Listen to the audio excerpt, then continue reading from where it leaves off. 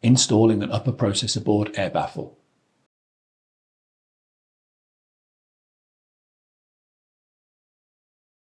Hold both blue handles and align the upper processor board air baffle tabs with the slots on both sides of the chassis, and then lower the upper processor board air baffle into the chassis. Slightly press the upper processor board air baffle down until it is securely seated.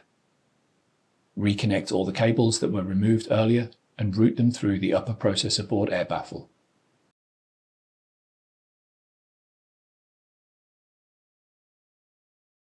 Connect the cables to the M.2 boot adapter. Fasten the captive screw to secure the cable to the M.2 boot adapter. Reinstall the following component. Refer to the following video in the playlist to complete the installation process.